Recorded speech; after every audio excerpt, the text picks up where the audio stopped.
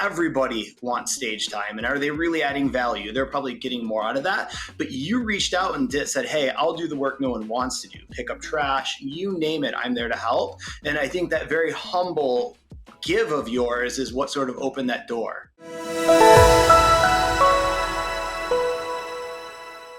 I had read the book Tim Ferriss's 4-Hour Workweek, and in it he talks about how to get in touch with people that you want to speak with, that you want to sit in their circle. And it's not the phrase of, can I pick your brain? It is, how do you provide relevant topics to them? How can you be a giver to that person on areas that they could actually utilize? So I knew that it was Jake and Gino's. It was their second event, I believe, as you said, Multifamily Mastery 2.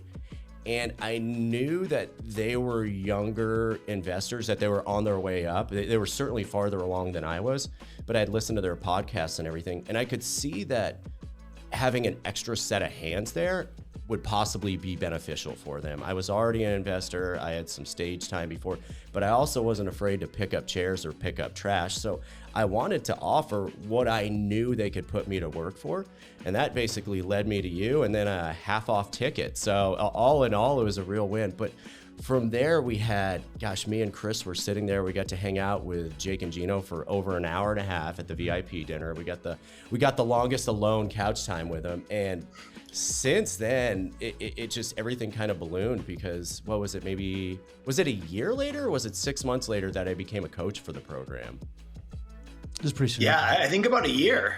Yeah, because you had called me, and we developed a really good relationship. You started getting on the meetup group. I started interacting more on the Facebook group for the platform.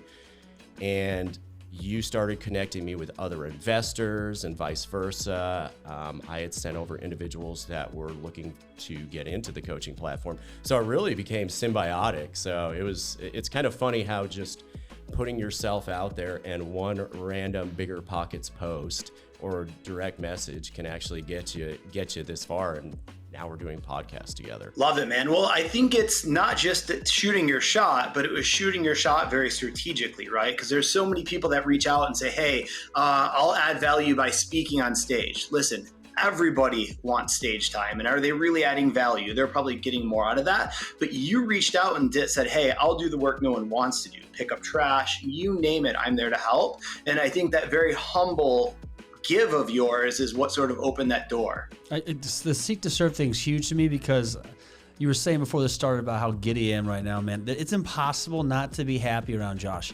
And what's funny about this whole seek to serve thing is that that's an awesome story, by the way. I did not know about how you two initially connected, but nobody embodies seeking to serve more than Josh.